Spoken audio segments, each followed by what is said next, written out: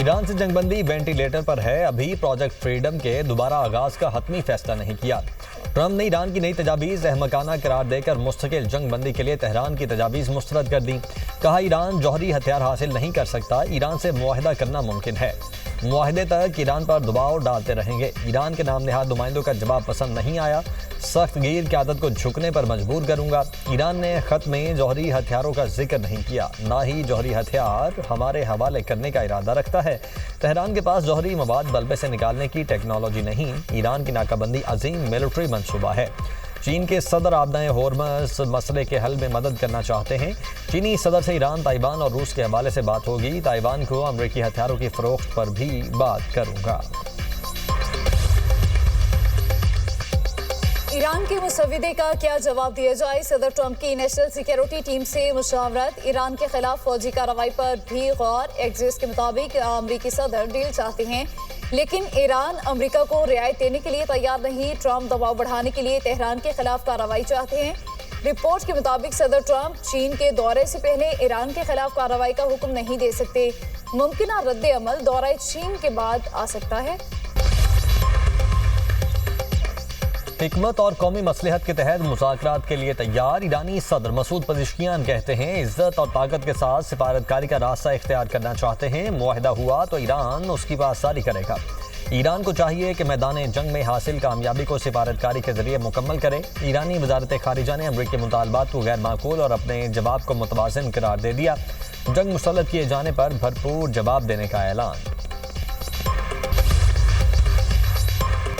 ईरानी अवाम के हुकूक को तस्लीम किए बगैर किसी भी माहिदे तक पहुंचना मुमकिन नहीं है। ईरानी स्पीकर मोहम्मद बाकिर कालिबाफ ने कहा, ईरानी तजावीज़ कबूल करने के सिवा कोई चारा नहीं। कोई भी दूसरा रास्ता मुकम्मल तौर पर बेनतीजा होगा। मामला जितना लटकाया जाएगा, अमरीकी अवाम को उतनी ही कीमत चुकाना पड़ेगी।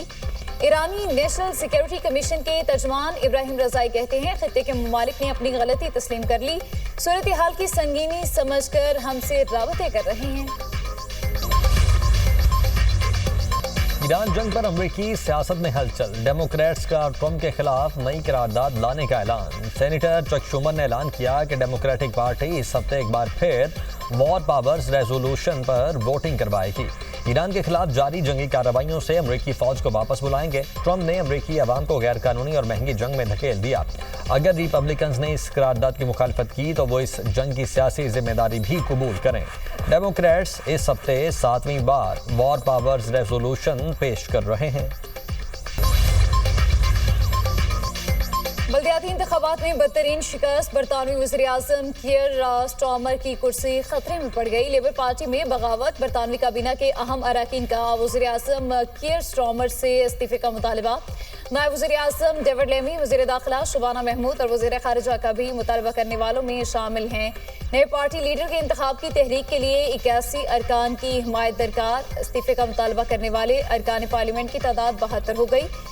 कियर स्टार्मर ने मुस्ताफी मावनीन की जगह नई तकर्री कर दी है। आज काबीना का अहम इजलास होगा। बरतानवी वज़ीर-ए-आज़म कियर स्टार्मर के मुस्तकबिल का फैसला मुतवक्के।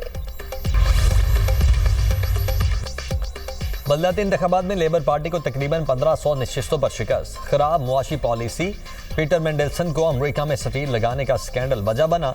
वजारती मुआविनीन के इस्तीफे और कियर स्टार्मर पर ओहदा छोड़ने के लिए दबाव बढ़ाने की वजह बने। बरतानवी वज़ीर-ए-आज़म ने लेबर पार्टी की संगीन गलतियां तस्लीम कर लीं। कियर स्टार्मर का कहना है कि ईरान के खिलाफ जंग में अमेरिका और इसराइल का साथ न देने का फैसला दुरुस्त था। कियर स्टार्मर ने वेलफेयर में कटौती करके रकम हथियारों और जंग पर खर्च की। लेबर रहनुमा जेरेमी कॉर्बन का कहना है कि स्टार्मर हुकूमत ने इसराइल को मुसल्लह किया और नस्लकुशी का हिस्सा बनी। बरतानवी वज़ीर-ए-आज़म ने अमेरिका को इजाज़त दी कि बरतानवी फ़ज़ाई अड्डे इस्तेमाल करके ईरान में जंगी जराइम करे। महंगाई बढ़ने के बावजूद विंटर फ्यूल अलाउंस में कटौती भी गैर मकबूलियत की एक वजह है।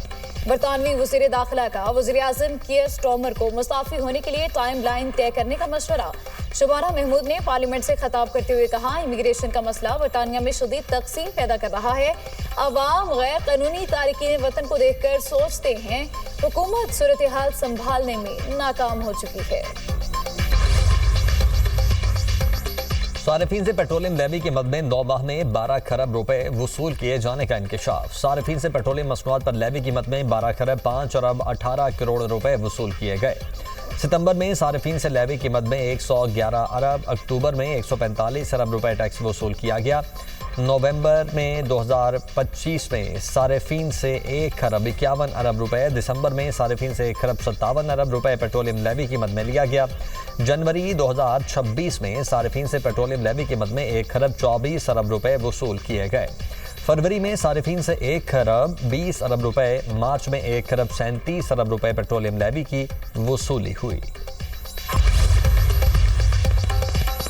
आइंदा माली साल के वफाकी बजट की तैयारी। IMF वफ्द आज पाकिस्तान पहुंचेगा। ज़राए के मुताबिक मुआशी टीम का वफ्द के साथ बजट तैयारी का मरहला 20 मई तक जारी रहेगा। IMF वफ्द के साथ बजट बारे मुज़ाकरात का बाज़ाब्ता आगाज कल से होगा।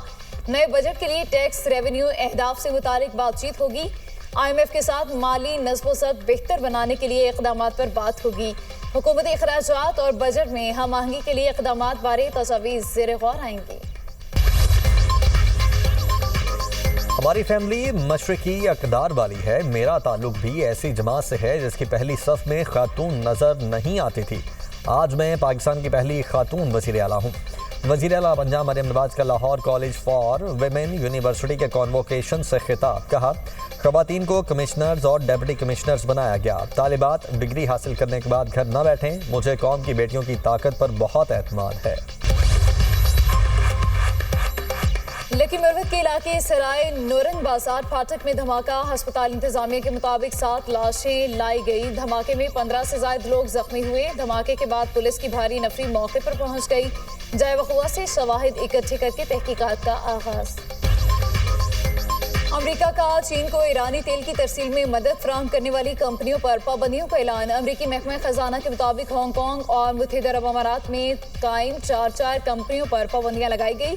नवी कंपनी ओमान में है। अमेरिका ईरानी हुकूमत को मालियाती नेटवर्क से काटने का सिलसिला जारी रखेगा। ऑस्ट्रेलिया ने भी ईरान पर नई पाबंदियां आयद कर दी। 7 अफराद और 4 इदारों को ब्लैक लिस्ट कर दिया गया। ऑस्ट्रेलियाई वजारत खारिजा के मुताबिक पाबंदियों का निशाना बनने वालों में खवातीन और बच्चों पर तशद्दुद में मुलविस अनासर शामिल हैं। पाबंदियों में ईरान के शेडो बैंकिंग सिस्टम को भी निशाना बनाया गया। शेडो बैंकिंग सिस्टम हमास और दीगर तंजीमों की माली मुआवनत करता है।